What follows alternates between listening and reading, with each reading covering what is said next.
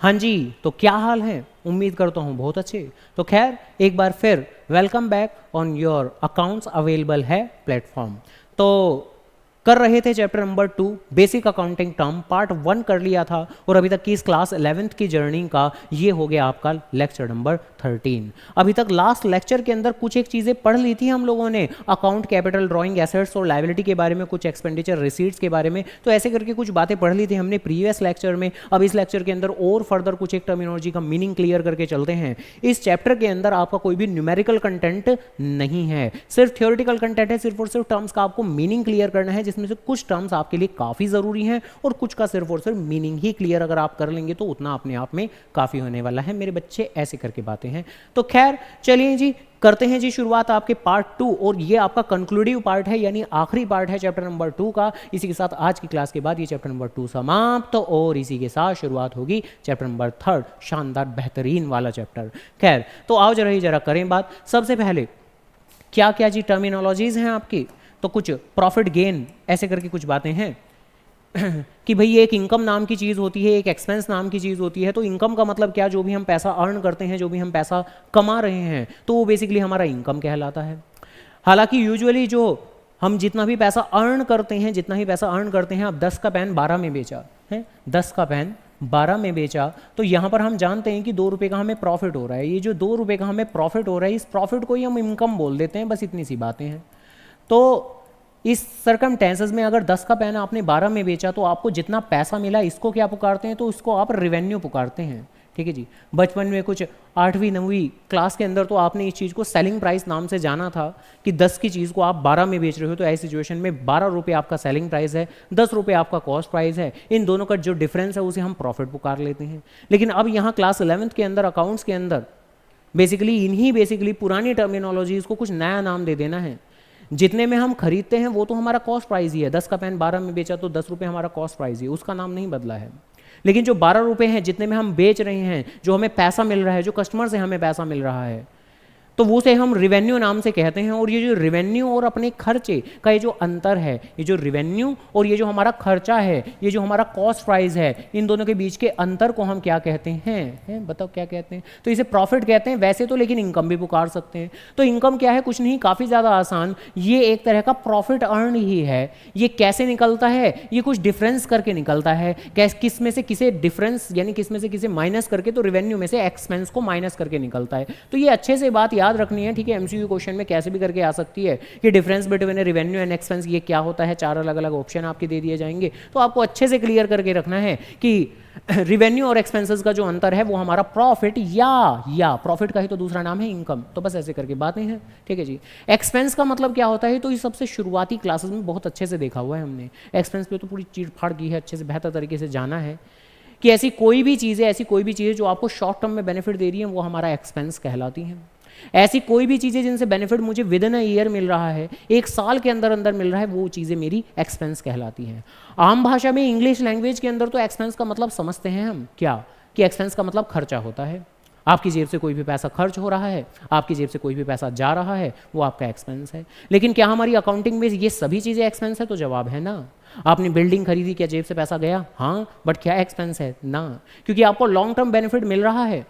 यहाँ तो हम सिर्फ और सिर्फ शॉर्ट टर्म बेनिफिट वाली चीज़ों को ही एक्सपेंस की कैटेगरी में क्लासीफाई करके चलते हैं। तो कुछ ऐसी सी बात है।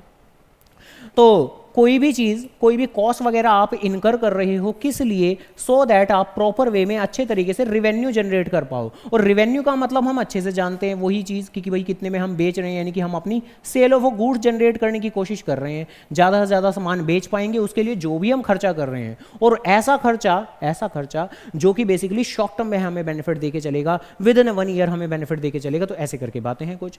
चैप्टर नंबर 2 के हिसाब से ये बहुत और ज़रूरी इंपॉर्टेंट बात है आपके लिए कि साल के अंत पर कहां डेबिट की जाती है, कहां रिकॉर्ड की जाती है। तो trading and profit and loss account. अभी के लिए ये बात आपको याद करनी पड़ेगी, trading and profit and loss account वाली, लेकिन बाद में ये बातें बहुत अच्छे तरीके से समझ में आएंगी। बिल्कुल क्लास 11th के आखिरी में आपको ट्रेडिंग एंड P&L अकाउंट बनाना है, trading and profit and loss account बनाना है। अभी के लिए आपको बहुत नया नाम लग रहा होगा trading and profit and loss account, इसलिए अभी के लिए तो भैया आपको ये याद करना पड़ेगा कि किसी भी तरह की कैश पेमेंट, जैसे सैलरी की पेमेंट कर रहे हैं, वेजेस की पेमेंट कर रहे हैं, सारे के सारी जो चीज़ें हैं हमारे खर्चे कहलाती हैं, ये मेरे with in one accounting period से रिलेटेड होती हैं, तो और ये साल के एंड पर ट्रेडिंग एंड P&L अकाउंट में चली जाती हैं। इसके अलावा आउटस्टैंडिंग एक्सपेंस का भी मतलब हम बहुत अच्छे से जानते हैं कि ऐसा कोई भी खर्चा जो पेंडिंग है, ऐसा कोई भी खर्चा जिसका पे करने का वक्त आ चुका है लेकिन पे नहीं कर पाए हैं हम किसी कारण से, तो एक्सपेंस इनकर हो चुका है, एक्सपेंस को पे करने का वक्त आ गया है लेकिन पे नहीं किया मेरे मुन्ने, तो बस अगर कोई भी एक्सपेंस को पे करने का वक्त आ गया है लेकिन किसी कारण से पे नहीं कर पाए तो वो मेरा आउटस्टैंडिंग एक्सपेंस कहलाता है। और नेचर वाइज ये मेरी लायबिलिटी है। ऑब्वियस बात है, एक्सपेंस पे करना था, पे नहीं किया, फ्यूचर में पे करेंगे तो लायबिलिटी ही तो है। तो इतनी सी बातें हैं हमारी। और अगर कोई भी खर्चा आप एडवांस में पे कर देते हैं मेरे बच्चे, अगर कोई भी खर्चा एडवांस में आप पे कर देते हैं तो ये आपका भविष्य उजागर कर देगा, ये आपके भविष्य में फ़ायदा देगा। कैसे फ़ायदा देगा कि अब आपको भविष्य में पे नहीं करना पड़ेगा। तो अगर आप एडवांस में कोई भी एक्सपेंस जो आप एडवांस में पे कर रहे हो वक्त आने से पहले ही पे कर दिया है महीने का अंत आया नहीं, लैंडलॉर्ड को चले गए किराया देने, बिजली का बिल आया नहीं, एडवांस में ही TPDDL को पैसा जमा करा दिया जो कि ऐसे क्यों कराते होंगे। खैर, तो हम तो बात बोल रहे हैं कि भाई अगर वक्त आने से पहले ही पैसा पे कर दे तो ऐसे में आपके भविष्य में फायदे की बात होती है और ये आपके एसेट बन जाता है। तो ऐसे करके बातें हैं। तो ठीक है जी, आओ आगे पढ़ें। एक टर्मिनोलॉजी है प्रॉफिट। अरे प्रॉफिट तो कुछ और नहीं बल्कि इनकम का ही दूसरा नाम है। वो जो रेवेन्यू में से एक्सपेंस माइनस करके आ रहा था वो आपका प्रॉफिट ही तो था, वो हमारी इनकम ही तो थी। तो बेसिकली ये तो इनकम का ही दूसरा नाम है। लेकिन देखो यहाँ इस पेज पे जो हम बातें बोल रहे हैं ना, प्रॉफिट, गेन, ये थोड़ा सा अलग बातें हैं। थोड़ा सा अलग कैसे बातें हैं? प्रॉफिट का मतलब क्या होता है? प्रॉफिट का मतलब होता है फायदा, किसी भी तरह का आपने फायदा कमाया है। गेन का मतलब क्या? अब भैया गेन का मतलब भी तो फायदा ही होता है, आपको किसी तरह का कोई फायदा हुआ है। लेकिन बात क्या है कि अगर आप अपने नॉर्मल बिजनेस ऑपरेशन से प्रॉफिट कमा रहे हो, आप अपने नॉर्मल बिजनेस ऑपरेशन से फायदा ले रहे हो, भाई आपने सेल ऑफ गुड्स किया, सेल ऑफ गुड्स किया यानी कि इनकम अर्न, यानी प्रॉफिट अर्न, यानी फायदा अर्न, वो भी कहां से? मेन अपने बिजनेस की ऑपरेटिंग एक्टिविटी से। आपका कंप्यूटर बेचने का बिजनेस है, आप कंप्यूटर बेच के फायदा कमा रहे हो, तो ये आपका प्रॉफिट है, ये आपका गेन नहीं है। आपका फर्नीचर का बिजनेस है, आप फर्नीचर बेच के फायदा कमा रहे हो, ये आपका प्रॉफिट है, ये आपका गेन नहीं है। लेकिन अगर आप एक फर्नीचर डीलर हो और आपके पास एक कंप्यूटर भी पड़ा था और आपने कंप्यूटर बेच दिया और आपको उस कंप्यूटर के बेचने पर फायदा हो गया, तो वो आपका गेन कहलाता है मेरे बच्चे। तो बात क्या है, अगर रेगुलर एक्टिविटी जो आपकी है, आपकी जो रेगुलर एक्टिविटी है, अगर आप उससे कोई फायदा कमा रहे हो, प्रॉफिट कहलाता है।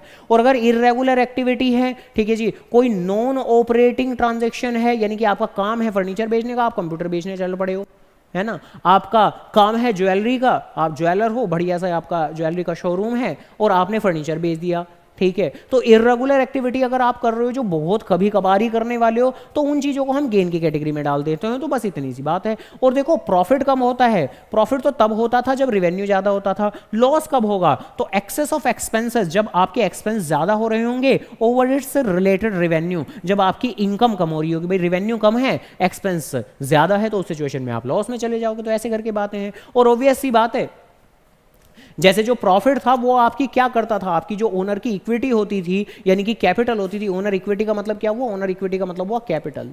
तो जैसे गेन या प्रॉफिट आपके ओनर की कैपिटल को बढ़ा देते हैं, तो ऐसे ही जो लॉस होते हैं वो ओनर की कैपिटल को गिरा देते हैं। तो ऐसे करके बातें हैं कुछ, ठीक है जी, हो गई हमारी बात। इसके अलावा ये तो छोटी छोटी सी टर्म है, इवन पेपर के हिसाब से भी कोई इतनी जरूरी नहीं है, बट ठीक है, वन टाइम एक बार रीडिंग करनी तो बनती है मेरे बच्चे। आओ जरा देखें जल्दी से। तो परचेजेस का मतलब क्या होता है, सेल्स का मतलब क्या होता है, रेवेन्यू फ्रॉम ऑपरेशन का मतलब क्या होता है, गुड्स का मतलब क्या होता है, स्टॉक का मतलब क्या होता है, आओ देखें। परचेजेस का मतलब क्या होता है? तो देखो, यूं नहीं कि आपने कुछ भी परचेज कर लिया तो आप उसे परचेजेस का नाम दे देंगे। अगेन फिर से वही, अगर आपका गुड्स बेचने का बिजनेस है, अगर आप एक फर्नीचर डीलर हो, फर्नीचर में आप डील करते हो, तो आपके लिए फर्नीचर का खरीदना परचेजेस कहलाएगा। अगर आप एक ज्वेलर हो, ज्वेलरी का आपका अच्छा खासा शोरूम है, तो जो भी आप ज्वेलरी के ऑर्नामेंट्स अगर परचेज करते हो, तो ज्वेलरी का खरीदा जाना आपका परचेजेस कहलाएगा। तो ये क्या है? ये है अमाउंट ऑफ गुड्स जो आप परचेज कर रहे हो, जो आपने बोट किए हैं, वो भी रीसेल पर्पज के लिए। अब अगर मेरा गारमेंट्स का बिजनेस है, मेरा गारमेंट्स का अगर बिजनेस है, मैंने अगर कंप्यूटर खरीद लिया, क्या मैंने रीसेल पर्पज के लिए खरीदा होगा? बेशक नहीं। अगर मेरा गारमेंट का बिजनेस है, तो मैंने जरूर खरीदे होंगे कपड़े बेचने के लिए। तो अगर मैं कपड़े खरीद रहा हूँ रीसेल पर्पज़ के लिए तो वो मेरे लिए परचेजेस कहलाएगा, कोई दिक्कत की बात नहीं है। तो अगर मैं ऐसी कोई भी चीज़ खरीद रहा हूँ जिसे मैं रीसेल पर्पज़ के लिए खरीद रहा हूँ या रॉ ऑफ मटेरियल खरीद रहा हूँ जिनका मैं इस्तेमाल करूँगा अपने प्रोडक्शन प्रोसेस में, तो वो परचेजेस होता है। और परचेज रिटर्न क्या होता है? तो अगर वही खरीदा हुआ सामान मुझे किसी कारण से ड्यू टू एनी रीज़न मुझे पसंद नहीं आया, मैं सप्लायर को वापस अगर कर दूँ, मुझे पसंद नहीं आया, तो वो परचेज रिटर्न कहलाएगा। बाकी एग्जाम के पॉइंट से इतना ज़रूरी नहीं है, लेकिन हाँ टर्म का मीनिंग क्लियर होना चाहिए कि भैया परचेज का मतलब क्या होता है कि जिस चीज़ का हमारा धंधा है, जिस चीज़ का हमारा बिजनेस है, अगर मैं वही चीज़ परचेज कर रहा हूँ तो उस सिचुएशन में आप उस चीज़ को परचेजेस का नाम दे देते हैं। और वही खरीदा हुआ सामान अगर किसी कारण से, किसी कारणवश है, क्वालिटी अच्छी नहीं लगी, स्पेसिफिकेशन को मैच नहीं कर रहा, किसी भी कारण से अगर नहीं लग रहा है सही, तो आप वापस कर दो, वो परचेज रिटर्न कहलाएगा। सेल्स क्या है? बिल्कुल सेम वे में जिस चीज़ का आपका बिजनेस है, अगर आप वाकई में वही चीज़ बेच रहे हो तो आपका वो सेल्स कहलाता है। रेवेन्यू फ्रॉम ऑपरेशन कुछ और नहीं बल्कि आपने जो भी सेल्स किया है, सेल किया है, उसमें से आप सिंपली अपनी सेल्स रिटर्न माइनस कर दो, बेच वापस किया हुआ सामान वापस कर दो, तो आपका रेवेन्यू फ्रॉम ऑपरेशन कहलाता है। बाकी मेन बिजनेस ऑपरेशन से आने वाला रेवेन्यू रेवेन्यू फ्रॉम ऑपरेशन है, बस इतनी सी बात है। गुड्स का मतलब क्या होता है? गुड्स का मतलब वो फिजिकल आइटम जो आपने ट्रेड करने के लिए खरीदे हैं, यानी एक फर्नीचर डीलर के लिए फर्नीचर गुड्स है, ज्वेलर्स के लिए ज्वेलरी गुड्स है, एक कंप्यूटर डीलर के लिए कंप्यूटर गुड्स है, एक गारमेंट शॉपकीपर के लिए कपड़े गुड्स हैं। तो जिस चीज़ का आपका धंधा है, जिस चीज़ का आपका बिजनेस है, जो आप रेगुलर बेसिस पे परचेज और सेल करते हो, तो वो सामान आपका गुड्स कहलाता है। स्टॉक और इन्वेंट्री का टेक्निकली मतलब है कि जो साल के अंत पर आपके पास बचा है सामान, जो गुड्स आपने खरीदे जो साल के अंत पर बच गया है आपका, वो कहलाता है आपका ओपनिंग स्टॉक या क्लोजिंग स्टॉक। साल की शुरुआत में जितना होगा वो ओपनिंग स्टॉक, साल के एंड में जितना बचेगा वो क्लोजिंग स्टॉक। तो ऐसे करके बातें हैं। तो बच गया है वो कहलाता है आपका इन्वेंट्री, ऐसे करके बातें हैं। अगली बात, मोस्ट इंपॉर्टेंट बात, बहुत ज़रूरी बात, कौन सी बात? यह है आपके डेटर डेटर डेटर की बात। तो डेटर कौन होता है? अच्छे से जानते हैं हम, समझते हैं, नहीं जानते हैं तो जान लें। अगर हम कभी भी सामान बेचते हैं, अगर कैश में बेचते हैं तो कोई दिक्कत नहीं है, यानी हमने सामान बेचा और बदले में कैश ले लिया, कोई परेशानी नहीं है। लेकिन अगर हमने सामान तो बेच दिया लेकिन पैसा नहीं मिला, उधार में हमने बेचा, तो ऐसे में सामने वाली पार्टी को हम डेटर पुकारते हैं। क्या पुकारते हैं मेरे बच्चे? बताओ बताओ बताओ, क्या होता है डेटर? तो ये वो सभी पर्सन होते हैं जो बेसिकली फ्यूचर में मुझे पैसा पे करेंगे। क्यों? क्योंकि हमने इन्हें उधार में सामान बेचा है, हमने उधार में कस्टमर को सामान बेच दिया है, तो ये बेसिकली फ्यूचर में लायबल है कि ये हमें पे करने वाले हैं। ठीक है जी, within a particular period of time.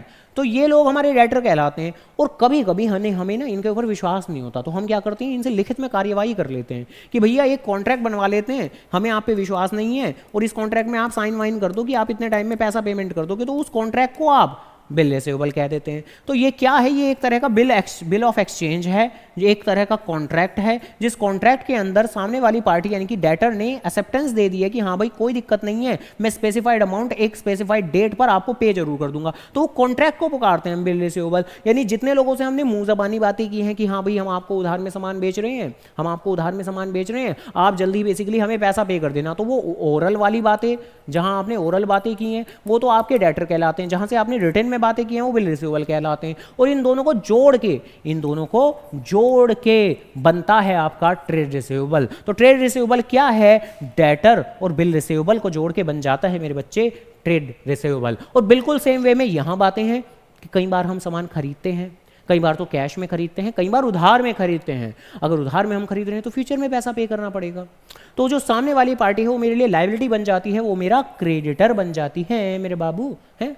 तो एक क्रेडिटर इज अ पर्सन, एक क्रेडिटर इज अ पर्सन, कौन है पर्सन? जो कभी भी हमसे पैसा जो कि है क्लेम कर सकता है, जिसके टुवार्ड्स हम लायबल हैं, जिससे हमने उधार में सामान खरीदा हुआ है। तो ऐसे करके बातें हैं। और अगर सामने वाली पार्टी को हम पे विश्वास नहीं होगा तो अगेन वो एक बिल ऑफ एक्सचेंज बनाएगा, एक कॉन्ट्रैक्ट बनाएगा, जिस कॉन्ट्रैक्ट के अंदर अब हमें बताना पड़ेगा कि हम कितना पैसा कितने वक्त में पे कर देंगे। तो ऐसे करके बातें हैं। और इन दोनों ही टर्म्स को जोड़कर क्रेडिटर और बिल पेएबल को जोड़ के बन जाता है आपका ट्रेड पेएबल। यानी क्रेडिटर वो लोग हैं जिन लोगों के साथ में मैंने ओरल बातें की हुई हैं कि भैया ओ भैया मैं पेमेंट कर दूंगा, आपको जल्दी पेमेंट कर दूंगा, चिंता ना करो, माल भिजवा दो मेरे यहाँ पर 50,000 का माल भिजवा दो, जल्दी पेमेंट कर दूंगा, कोई दिक्कत नहीं है। ओरल बातें हुई हैं तो वो सब लोग मेरे लिए क्रेडिटर हैं, उन लोगों को मैं पेमेंट करूंगा जल्दी फ्यूचर में। और किसी लोगों के साथ में मैंने रिटर्न में कॉन्ट्रैक्ट कर लिया है कि हाँ भैया ओ भैया, हाँ ओ भैया कॉन्ट्रैक्ट कर लेते हैं विश्वास तो है नहीं आपको, है ना, यही दिन देखना बाकी रह गया था, विश्वास का तो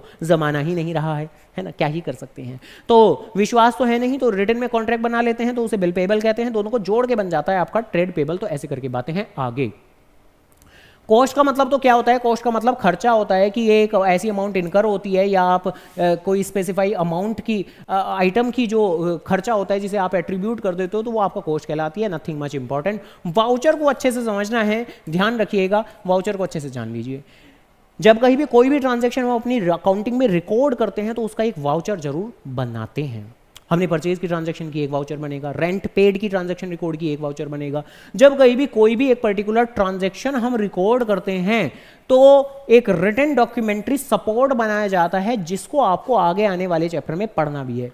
ये चैप्टर नंबर 2 के अंदर तो आप सिर्फ ट्रांजैक्शन का मीनिंग समझ रहे हो, रिलेवेंट टर्मिनोलॉजीज का मीनिंग समझ रहे हो। जल्द ही ये सभी चीजें आपको एज अ चैप्टर के तौर पर नजर आएंगी। वाउचर पूरा पूरा एक चैप्टर आएगा, तभी तो अभी के लिए जो एक्सप्लेनेशन है वो काफी शॉर्ट है, बहुत कम है। आगे जाके गोता लगाना है आपको वाउचर की गलियों में, है ना, गलियों में, लहरों में, ठीक है जी। तो ऐसे करके बातें हैं। तो a voucher is a written document in support of a particular transaction, जिसके अंदर इंक्लूड होता है किसी तरह का कोई कैश मेमो जो किसी सेलर ने, कोई परचेजर ने दिया होगा, या किसी तरह का इनवॉइस, कोई बिल वगैरह होगा जो उधार में के खरीद के बदले में दिया होगा। तो ऐसे करके बातें हैं, ठीक है जी। तो एक रिटन डॉक्यूमेंट्री सपोर्ट होता है हर एक ट्रांजैक्शन के साथ में। तो ऐसे करके कुछ बातें हैं आगे। डिस्काउंट, डिस्काउंट क्या, तो डिस्काउंट पता ही है हमें भाई, चीज़ों में जो कमी हो जाती है, यानी कई बार हम ट्रांजैक्शन करते हैं, माल खरीदते हैं 50,000 का, फिर बोलते हैं थोड़ा कम तो कर लो, थोड़ा कम तो कर लो। तो कई बार होता नहीं क्या कि हाँ भाई, जो सामने वाली पार्टी होती है वो ये कहती है कि हाँ ठीक है हम कम तो कर लेंगे, लेकिन कम से कम आपको 10 पीस तो खरीदने पड़ेंगे, हैं 5 पीस तो खरीदने पड़ेंगे कम से कम। मतलब वो एक लिमिट से लगा देते हैं कि थोड़ा बल्क में खरीदोगे तो कम करेंगे, और सिंगल पीस खरीदने आए हो तो क्यों हम मतलब कम करें, है ना, सीधी सी बातें हैं हम।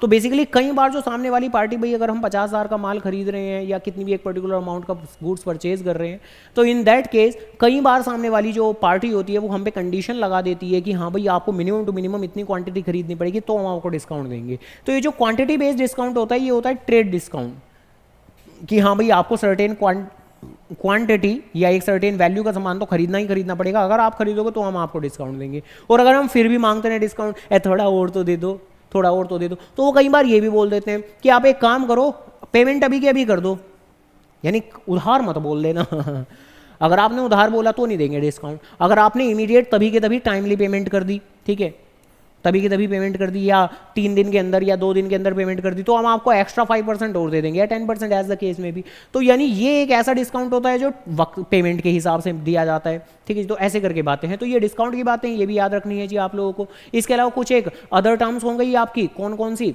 जैसे बैड डेट्स। आपके जो डेटर्स हैं, डेटर्स कौन हैं, जो लोग आपको फ्यूचर में पैसा देंगे, तो अगर किसी कारण से वो इररिकवरेबल हो जाएं, यानी गायब हो गई, अंडरग्राउंड हो गई, अब उनका जो फाइनेंशियल हालत है वो बहुत ज़्यादा ख़राब हो गई है, इंसॉल्वेंट वो हो गए हैं, तो ऐसी सिचुएशन में भैया पैसा नहीं मिलेगा, तो ये आपका क्या बन जाएगा, लॉस। और सभी लॉस कहाँ जाते हैं, P&L की डेबिट साइड में। तो ऐसे करके बातें हैं। तो बैड डेट क्या है, आपका नुकसान है कि आपने उधार दिया डेटर लोगों को और वो हो गए गायब, ठीक है जी। बैलेंस शीट क्या होती है, बैलेंस शीट एक ऐसी स्टेटमेंट होती है जो आपकी फाइनेंशियल पोजीशन को दिखाती है, जहां पर हम सभी के सभी जितने भी हमारे एसेट्स हैं, जितने भी मेरी लाइबिलिटीज हैं, उन दोनों को शो करते हैं, एक्सपेंसेस और इनकम को नहीं। एक्सपेंसेस और इनकम कहाँ आते हैं, एक्सपेंसेस और इनकम आते हैं मेरे P&L अकाउंट के अंदर मेरे बच्चे। ऐसे करके बातें हैं, ठीक है जी। खैर इसके अलावा मेरी बुक्स में, भाई मेरी जो अकाउंटिंग है, मैं एसेट्स है, लाइबिलिटी है, उन्हें जितनी भी वैल्यू पे अपनी बुक्स में रिकॉर्ड करता हूँ, तो वो मेरी बुक वैल्यू कहलाती है। हालांकि क्या ज़रूरी है कि हाँ भाई मैंने अगर कोई 10 लाख की बिल्डिंग खरीदी, वो मैंने 10 लाख पे रिकॉर्ड कर ली, क्या मार्केट में उसकी वैल्यू नहीं बदलेगी कभी भी? भाई 10 लाख की बिल्डिंग है, मैंने 10 लाख में खरीद ली, आगे जाकर मार्केट में वैल्यू तो कम बढ़ सकती है। तो बुक वैल्यू का मतलब क्या होता है, जितने मैंने खरीदी है। बुक वैल्यू का मतलब क्या है, जितने मैंने रिकॉर्ड की है। तो बुक वैल्यू का मतलब यही है कि एट विच वैल्यू, जिस वैल्यू पर हमारी अकाउंटिंग के अंदर कोई भी चीज रिकॉर्ड है। खैर, और बुक्स ऑफ अकाउंट्स का मतलब तो हम समझते हैं, जो भी हम डॉक्यूमेंट्स बना रहे हैं सब मेरा बुक्स ऑफ अकाउंट्स है। जर्नल बनाएंगे चैप्टर नंबर 8 में, देन चैप्टर नंबर 9 लेजर बनाएंगे, कैश बुक बनाएंगे, बैंक बुक बनाएंगे, पता नहीं क्या क्या बनाने वाले हैं। तो जो भी आप आगे जाकर डॉक्यूमेंट पढ़ने वाले हो उनको कंबाइनली हम कहते हैं बुक्स ऑफ अकाउंट। कंबाइनली जो सामान आपने बेचा, 10 का पेन 12 में बेचा, तो उस सामान की कॉस्ट क्या है, तो बस ये होती है कॉस्ट ऑफ गुड्स सोल्ड, ठीक है जी, नथिंग मच इंपॉर्टेंट चीज। डेबिट और क्रेडिट क्या है, तो ये chapter number 3 principles, accounting principle के अंदर अच्छे तरीके से जान लेंगे आप कि अकाउंट्स में किसी भी चीज को रिकॉर्ड करते वक्त जो कोई भी एक अकाउंट होता है उसकी लेफ्ट साइड को हम डेबिट पुकार देते हैं और राइट साइड को हम जो कि है क्रेडिट पुकार देते हैं। तो ऐसे करके कुछ बातें हैं, ठीक है जी, बस इतनी सी चीजें हैं। आगे आगे आगे आगे depreciation, depreciation most important terminology, depreciation. ये जो हमारी मशीन है या फर्नीचर है भाई वक्त के साथ पुराने हो जाते हैं ये, ठीक है जी, तो इनकी वैल्यूएशन में गिरावट आ जाती है। Fall in a value of asset due to usage और पैसेज ऑफ टाइम, यानी वक्त बीत जाता है, हम इन्हें इस्तेमाल करते हैं, वियर एंड टीयर होता है। ऑब्सोलिसेंस, ऑब्सोलिसेंस मतलब टेक्नोलॉजी डिग्रेडेशन, भाई वक्त के साथ में मार्केट में नई टेक्नोलॉजी आ जाती है जिसकी वजह से पुरानी टेक्नोलॉजी की वैल्यू कम होती चली जाती है। तो यही चीज़ आपकी डेप्रिसिएशन कहलाती है, ठीक है जी। आपके वक्त के साथ में चीज़ें पुरानी होती है, सेकंड हैंड होती है, टूट फूट होती है, मार्केट में नई टेक्नोलॉजी आती है तो पुरानी की वैल्यू कम हो जाती है, आपका डेप्रिसिएशन कहलाता है। कोई भी एक ऐसा ऑर्गेनाइजेशन जिसकी मार्केट में एग्जिस्टेंस है, जिसकी अकाउंटिंग होती है, तो वो एंटिटी कहलाती है। तो कोई भी एक पर्टिकुलर ऑर्गेनाइजेशन जो वेरियस इकोनॉमिक एक्टिविटी कर रहा है, सामान खरीद रहा है, बेच रहा है, कुछ भी पैसे की लेन देन कर रहा है, तो वो एंटिटी है। मार्केट में जितने भी बिजनेसमैन है प्रोप्राइटरशिप में, पार्टनरशिप फॉर्म में, कंपनी फॉर्म में, वो सब के सब क्या कहलाते हैं, हमारी एंटिटी कहलाते हैं। बुक्स में कोई भी चीज़ मैं रिकॉर्ड करता हूँ तो वो एंट्री है हमारी, सीधी सी बात है भाई। मैं ट्रांजेक्शन को रिकॉर्ड करता हूँ या इवेंट्स को रिकॉर्ड करता हूँ, वो दोनों ही चीज़ें मेरी एंट्री कहलाती हैं। इंसॉल्वेंट कौन है, जो दिवालिया है। इंसॉल्वेंट कौन है, जो कंगाल है।